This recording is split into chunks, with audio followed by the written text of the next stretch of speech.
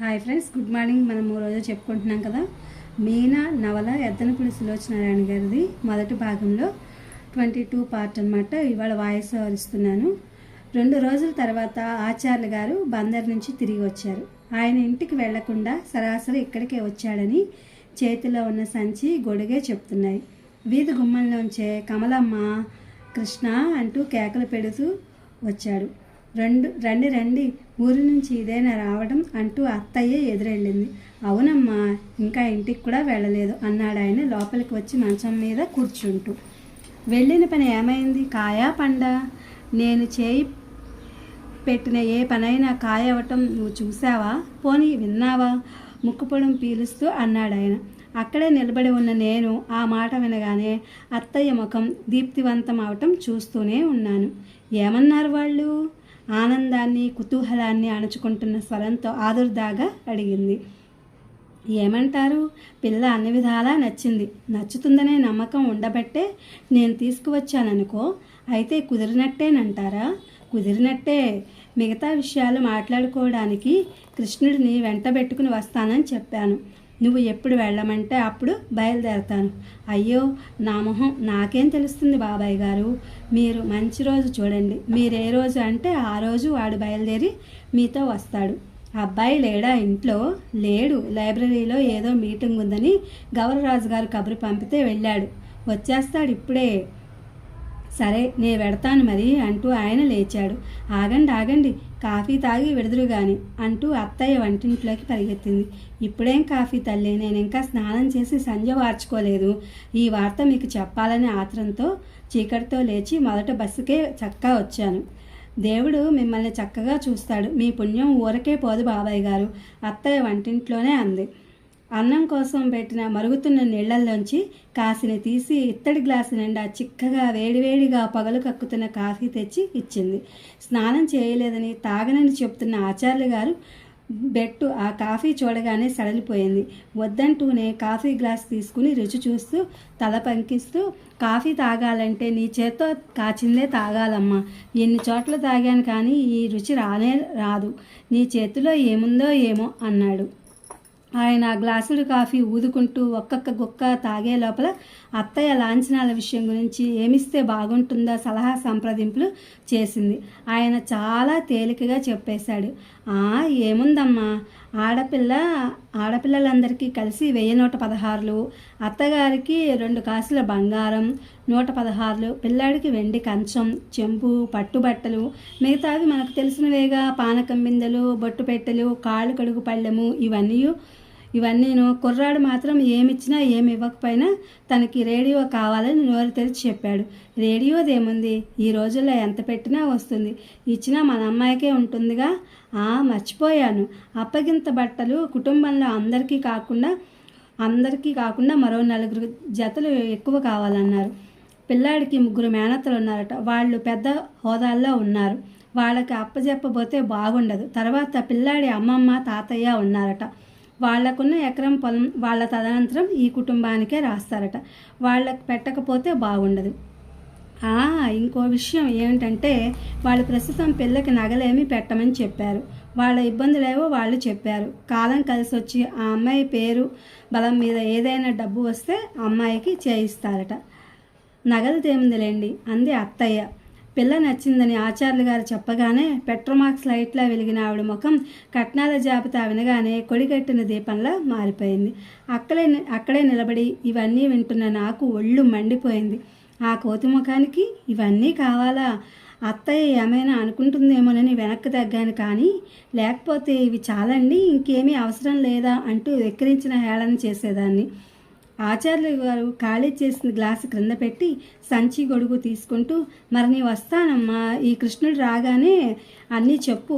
నువ్వు వాడు ఆలోచించుకుని నాకు కబురు చేయండి అన్నాడు. ఆయన వెళ్ళిపోయిన తర్వాత కూడా చాలాసేపటి వరకు అత్తయ్య దీర్ఘాలోచనలో పడినట్టు కూర్చున్న చోట నుంచి కదలనే లేదు. వంట మాట కూడా మర్చిపోయి ప్రతిమలా అక్కడే కూర్చుండిపోయింది. వంట ఇంట్లో మిగిలిన పనిని రాజేశ్వరి పూర్తి చేసింది. భోజనం వేళకి కృష్ణ వచ్చాడు. అత్తయ్య అతనికి అన్నం పెడుతూ ఆచార్యులు గారు చెప్పినవన్నీ చెప్పింది.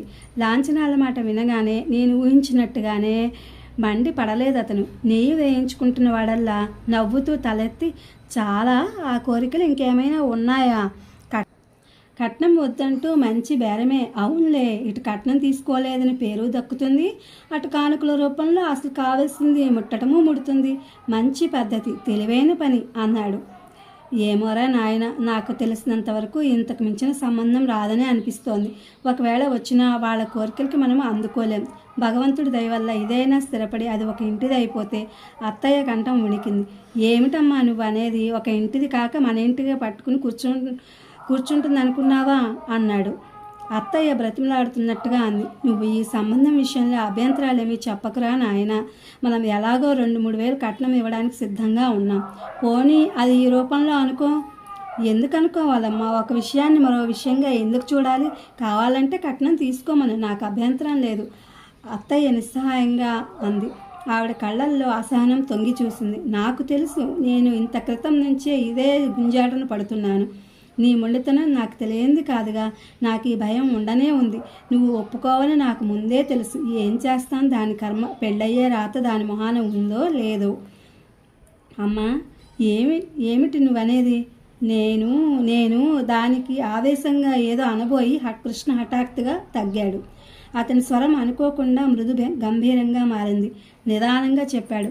నీకిష్టమైతే, రాజు ఒప్పుకుంటే నాకేమి అభ్యంతరం లేదమ్మా. నువ్వెలా చేయమంటే అలా చేస్తాను. నువ్వు మాత్రం కంటతడి పెట్టకు. మరేం మాట్లాడకుండా భోజనం ముగించుకుని లేచి వెళ్ళిపోయాడు. కృష్ణ అంగీకరించగానే అత్తయ్య మెడల మీద నుంచి మోయలేని బరువు దింపుకున్న దానిలా కనిపించింది. నాకు ఆవిడ ముఖం ఎలాంటి బాధ లేకుండా సంతోషంతో కలకలలాడడం ఈ ఊరు వచ్చిన ఇన్నాళ్ళకి నేను ప్రప్రథమంగా ఇప్పుడు చూశాను. ఆనందంతో కంగారుతో కాలు చేయి ఆడని మనిషిలా తిరగసాగింది. నాకు నెయ్యి వడ్డించబోయి పెరుగు వడ్డించింది. రాజేశ్వరికి కూర వేయబోయి పులుసు పోసింది. చివరికి ఏమిటోనే నాకు మతి లేకుండా ఉంది అంటూ అన్నీ మా దగ్గర పెట్టి అక్కడి నుంచి వెళ్ళిపోయింది. మధ్యాహ్నం ఆచార్యులు గారు వచ్చారు. మళ్ళీ లాంఛనాల గురించి చర్చ జరిగింది. వాద ప్రతివాదనలు జరిగాయి. కృష్ణ అత్తయ్య బలవంతం వల్ల చివరికి అన్ని విషయాల్లో ఆచార్యులు గారు చెప్పేలా చేయడానికి ఒప్పుకున్నాడు. రాజేశ్వరి వివాహం దాదాపు స్థిరపడిపోయినట్టే. అత్తయ్య ఆనందం చెప్పనవసరం లేదు. కృష్ణ కూడా సంతృప్తిగా ఉన్నట్టే కనిపించాడు. కానీ నాకు ఎందుకో రాజేశ్వరి ముఖమే చిన్నపోయినట్టుగా కనిపించింది. పెళ్లి స్థిరపడిందనే ఆనందం ఆ ముఖంలో నాకెక్కడా కనిపించలేదు. అక్కడికి పరీక్షగా ఇది నా అనుమానమేనా లేక నిజమేనా అన్నట్టుగా 1కి 10 సార్లు చూశాను. ఇంకా సందేహం ఎందుకు? దానికి ఆ పెళ్లి కొడుకు నచ్చలేదు. కానీ దాని అభిప్రాయం కనుక్కునే నాదుడేడి? రాజేశ్వరి పట్ల జాలితో సానుభూతితో నా గుండెలు కరిగి నీరైనాయి. కృష్ణ మీద అత్తయ్య మీద పట్టరానంత ఆగ్రహం కలిగింది. ఏం మనుషులు వీళ్ళు! అత్తయ్య రాజేశ్వరి కన్న తల్లి. కృష్ణ చెల్లెల్ని కనుపాప కంటే అపురూపంగా చూసుకుంటున్నట్టు కనిపించే ఆదర్శ సోదరుడు. ఆడపిల్ల జీవితానికి ఆయువు పట్టు లాంటి ఈ విషయంలో దాని అభిప్రాయం ఇద్దరిలో ఏ ఒక్కరూ అడగరే.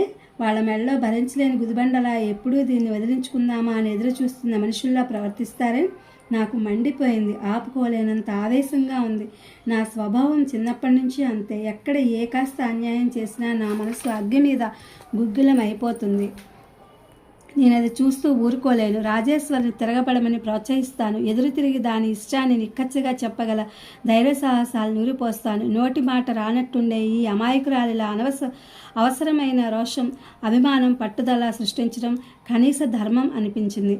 ఇంకా నయ్యం, ఈ సమయంలో నేను ఇక్కడ ఉండడం ఎంత అదృష్టం. నేను కేవలం రాజేశ్వరిని ఈ బలవంత పెళ్లి నుంచి తప్పించడానికే ఇక్కడికి వచ్చానేమో, ఎవరికి తెలుసు. కానీ రాజేశ్వరితో ఈ విషయం మాట్లాడాలంటే మా ఇద్దరి మధ్య కాస్త ఏకాంతం కావాలి. ఆ ఏకాంతం ఈ ఇంట్లో లభించడం సున్నా. ఎప్పుడూ ఎవరో ఒకరు ఉంటారు. అక్కడికి 1-2 సార్లు ప్రయత్నించి చూసి విఫలమైన కొద్దీ నా మనసులో ఆరాటం ఎక్కువ కాసాగింది. సాయంత్రం అయిపోయింది. ఆ సాయంత్రం వంట కూడా రాజేశ్వరే చేసింది. చీకటి పడుతుండగా అత్తయ్య పళ్ళెంలో కొబ్బరికాయ, 4 అరటిపళ్ళు, కాసిన సన్నజాజి పూలు, హారతి కర్పూరం, అగరత్తులు పెట్టి, రాజు గుడికి వెళ్ళి ఈ కొబ్బరికాయ కొట్టి దేవుడి దగ్గర బొట్టు పెట్టుకురా అమ్మా అంది. రాజేశ్వరి త్వరగా పని ముగించుకుని కాళ్ళు చేతులు కడుక్కుని చీర మార్చుకుని పళ్ళెం తీసుకుని బయలుదేరింది. ఉండు రాజు, నేను వస్తున్నా అంటూ చీర మార్చుకుని నేను కూడా రాజేశ్వరి వెంట బయలుదేరాను. బయట బాగా చీకటి పడింది. వీధుల్లో పంచాయతీ బోర్డు నౌకరి వీధి దీపాలు వెలిగిస్తున్నాడు. రాజేశ్వరి నేను మౌనంగా మాటలు రాని వాళ్ళలా ఎవరి ఆలోచనల్లో వాళ్ళు గుడికి చేరుకున్నాం. వేణుగోపాలస్వామి ఆలయం. కృష్ణ గదిలో మంచం మీద పడుకుని చూస్తే కనిపించే ఆలయ శిఖరం దీనిదే. గుడి చుట్టూ ఎత్తుగా ప్రహరీ గోడ ఉంది. ఆ గోడకి జేగురు రంగు తెలుపుతో వేసిన చారలున్నాయి. సింహద్వారం చాలా ఎత్తుగా విశాలంగా ఉంది. లోపల విశాలంగా ఉన్న ఆవరణలో ఉన్న దేవాలయం చిన్నది. గుడికి ఎడమవైపున రాతి కట్టడంతో కట్టిన మెట్లతో కోనేరు, కుడివైపున పెద్ద మండపం ఉన్నాయి. రాజేశ్వరి నేను కోనేటి మెట్ల మీద నిలబడి కాళ్ళు కడుక్కున్నాం. నేను వెళ్ళేసరికి పూజారి సంధ్యాదీపం వెలిగించి గంట వాయిస్తున్నాడు. రాజేశ్వరి ఇచ్చిన పళ్ళు పూలు దేవుడి ముందు పెట్టి కొబ్బరికాయ కొట్టి హారతిచ్చి సటగోపం తెచ్చి మా ఇద్దరి నెత్తిన పెట్టాడు. హారతి భక్తిగా కళ్ళకద్దుకుంటున్న రాజేశ్వరి చెంగుముడి విప్పి 2 పైసలు తీసి ఒకటి నాకిచ్చి రెండోది తన పళ్ళెంలో వేసింది. సత్వర కళ్యాణ ప్రాప్తిరస్తు, దీర్ఘ సుమంగళి భవ, సుపుత్ర పౌత్రాభివృద్ధిరస్తు ఆశీర్వచనాలు కూడా మంత్రాలతో పాటు కలిపే చదివేశాడు పూజారి. ఆయన ఇచ్చిన కుంకుమ ఆ పూలు ఇద్దరం తీసుకున్నాం. ప్రసాదం తీసుకున్న తర్వాత కొద్దిసేపు కూర్చోవాలి అంది రాజు చుట్టూ చూస్తూ. అక్కడ కూర్చుందామా అన్నాను మండపం వైపు చూపిస్తూ. పద అంది. ఇద్దరం వెళ్ళి మండపం పై ఎక్కి మెట్టు మీద పక్కపక్కగా ఒకరిని ఒకరు అనుకునేటంత దగ్గరగా కూర్చున్నాం. పౌర్ణమి వేళ విదేనాటి వెన్నెల గుడి ఆవరణ అంతా అప్పుడప్పుడే ఆవరించుకుంటోంది. నేను చుట్టూ పరిశీలనగా చూశాను. తెలుపు ఎరుపు చారలతో ఉన్న ఆ ప్రహరీ గోడ, ఆ వెన్నెల, ఆ కోనేరు, ఈ మండపం నాకు చాలా ప్రశాంతంగా ఆహ్లాదంగా కనిపించాయి. దేవాలయం అంటే ఇలా నిశ్శబ్దంగా నిర్మలంగా శాంతి కలిగించేలా ఉండాలి. పట్నవాసంలో భగవంతుడి దగ్గరికి వెళ్ళిన ఆ ప్రశాంతత దొరకదు. అక్కడ కూడా క్యూలు, పూజారులు, చేజాపుళ్ళు, టిక్కెట్లు కొనుక్కోవడం, రద్దీగా ఉంటే నగలు పోతాయేమోనని భయం, జరగండి వెనక వాళ్ళకి చోటు ఇవ్వండి అనే అదిలింపులు, వీటితో చిత్త నైర్మల్యంతో 2 నిమిషాల పాటు భగవంతుడిని చూసే అవకాశమే ఉండదు. ఎంత విసుగో! ఏ సినిమా హాల్కో ఎగ్జిబిషన్కో వెళ్ళినట్టు ఎప్పుడు బయటపడతానరా భగవంతుడా అనిపిస్తుంది. రాజేశ్వరి ఏం మాట్లాడకుండా మౌనంగా ఉండటం చూసిన నేను, ఏదైనా చెప్పు రాజు అన్నాను. ఏం చెప్పను నేను, నువ్వు చెప్పు అంది. ఒకటి అడగనా? అడుగు. మొన్న వచ్చిన పెళ్లి కొడుకు నీకు నచ్చాడా? రాజేశ్వరి హఠాత్తుగా వచ్చిన ఈ ప్రశ్నకి చకితురాలైనట్టు తల తిప్పి నా వైపు చూసింది. నిజం చెప్పు రాజు, నీ అభిప్రాయం ఏంటి? అతన్ని బాగా చూసావా నువ్వు? తల ఉంచుకున్న రాజేశ్వరి చూశానన్నట్టు తల ఊపింది. నచ్చాడా నీకు? సమాధానం చెప్పలేదు. పళ్ళెంలో ఉన్న పొలని వేళ్లతో కదుపుతూ ఊరుకుంది. నాకెందుకో నీకు అతను నచ్చలేదని బాగా అనిపిస్తోంది. నా అభిప్రాయం నిజమవునో కాదో తెలుసుకుందామని నిన్ను అడగాలని పొద్దుటి నుంచి తహతహలాడుతున్నాను నేను. చెప్పు రాజు, మొహమాటం లేకుండా నీ మనసులో ఉన్నది బయట పెట్టేయి. తెలుసుకుని ఏం చేస్తావు వదినా? రాజేశ్వరి కంఠం ఎలాగో అవటం నేను గమనించాను. నువ్వలా అంటే నేనేం చెప్పలేను. నేనేమీ చేయలేనంత మాత్రాన తెలుసుకోకూడదని ఉందా? స్నేహితురాలిగా, నీ వయసురాలిగా అడుగుతున్నానంతే. ఎందుకో చెప్పలేను. నీ ఉద్దేశం ఏమిటో గ్రహించాలని నా ప్రాణం కొట్టుకుంటుంది. నన్ను ప్రశ్నలతో చంపక నాతో తర్కానికి దిగక నీ అభిప్రాయం ఏమిటో చెప్పు రాజు బ్రతిమాలుతున్నట్టుగా అన్నాను. నా అభిప్రాయంతో పనేముంది వదిన? దానికి విలువేముంది? అదేమన్నమాట, పెళ్లి చేసుకోవాల్సిన దానివి నువ్వు. ఆ 3 ముళ్ళు పడినప్పటి నుంచి యావజ్జీవితం అతనితో కాపురం చేయాల్సిన మనిషివి నువ్వు. పెళ్ళైన తర్వాత ఎదురయ్యే కష్ట నిష్ఠూరాలన్నీ భరించవలసింది కూడా నువ్వే. నీ అభిప్రాయానికి విలువ లేకపోతే ఇంకెవరి అభిప్రాయానికి విలువ ఉంటుంది? ఆవేశంగా అన్నాను. రాజేశ్వరి నోటి నుంచి ఎలాంటి సమాధానం రాలేదు. నా మాట విన్నట్టుగా కూర్చుండిపోయింది. మీ అన్నయ్య నిన్ను అడగకుండా ఊరుకోవడం చాలా అన్యాయం, దారుణం. రాజేశ్వరి నవ్వుతూ నా వైపు చూసింది. అన్నయ్య అంతే. అన్నయ్య అంటే చాలు ఒంటికాల మీద లేస్తావేం నువ్వు? అన్నయ్య నన్ను అడగలేదని నీకెవరు చెప్పారు? అడిగాడు నన్ను. అడిగాడా? ఎప్పుడు? అబద్ధం అన్నట్టుగా చూశాను. మధ్యాహ్నం ఆచార్యులు గారు వచ్చినప్పుడు నేను కాఫీ తయారు చేస్తూ వంట ఇంట్లో ఉండగా కాఫీ గ్లాసులు తీసుకెళ్ళడానికి వచ్చినప్పుడు అడిగాడు. ఏమన్నావు నువ్వు? ఏమంటాను? నా పరిస్థితుల్లో ఉన్న ప్రతి ఆడపిల్ల ఏమంటుందో అదే అన్నాను. ప్రతి ఆడపిల్ల అని అందరినీ కలుపుకున్న అలాంటిదైతే నాకు ఇష్టం లేదని ఖచ్చితంగా తెగేసినట్టు చెప్పి ఉండేది. నీ పరిస్థితులు వేరు వదినా. నువ్వు ఒక్కగానొక్క పిల్లవి, డబ్బున్న దానివి.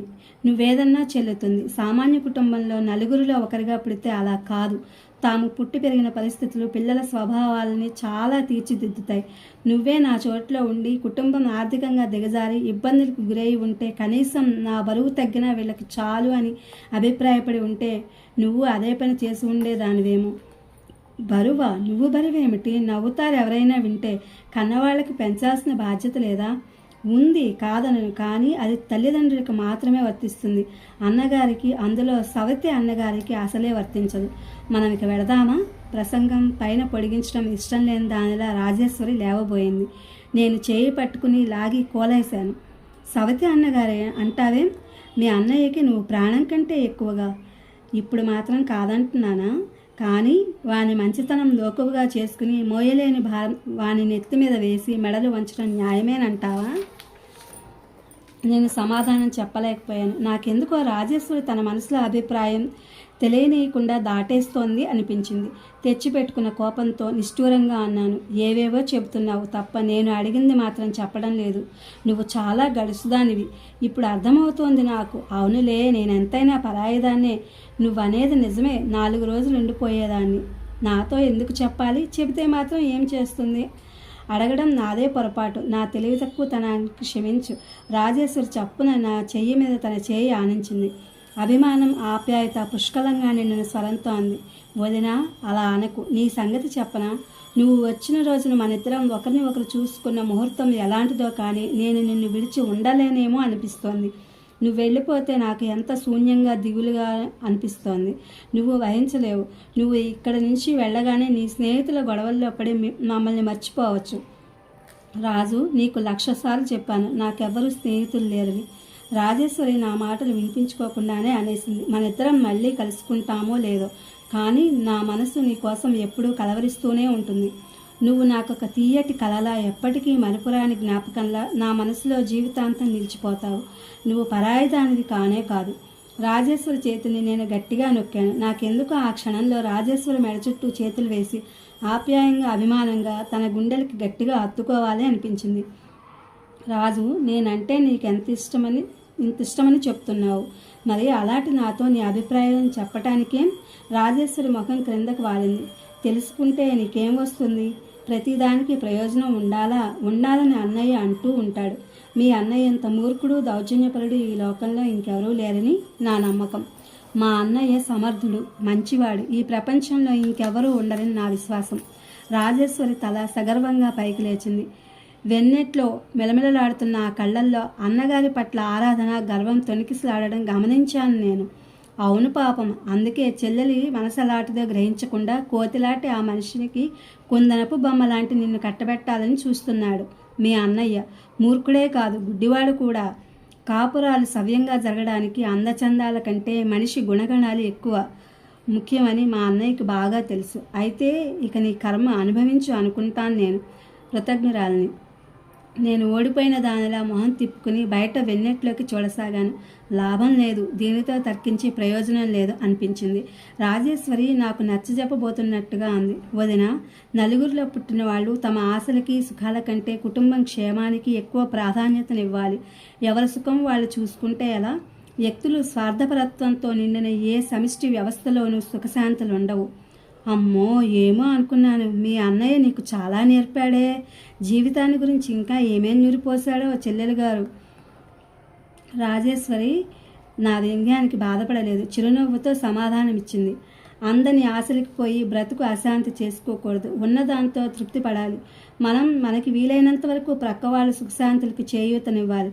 మన వల్ల ఏ రూపంగానైనా ఇతరులకు ప్రయోజనం ఉండాలి. ఇది మొదటి పాఠం. కావాలంటే నువ్వు కూడా నేర్చుకో. నాకేం అవసరం లేదు, కానీ నువ్వు ఈ పెళ్లి చేసుకున్నందువల్ల జరిగే లాభం ఏమిటి? నా బరువు వాళ్ళకి తీరుతుంది. అది అసలు సంగతి. నా అనుమానమే నిజమైంది. దానికి ఇష్టం లేదు, లేకపోయినా కుటుంబం కోసం ఒప్పుకుంటోంది. రాజేశ్వరి నిర్ణయం నాకు నచ్చలేదు. ఇది ఫ్రెండ్స్ 22 పార్ట్ మీనా నవల ఎద్దనపూడి సులోచనారాణి గారిది. దానికి వాయిస్ ఓవర్ ఇచ్చాను, విని ఆనందించండి. ఇది మీకు నచ్చుతుంది అనుకుంటున్నా. Please my channel like, share, subscribe and comment. Thank you for watching. Thank you for our support.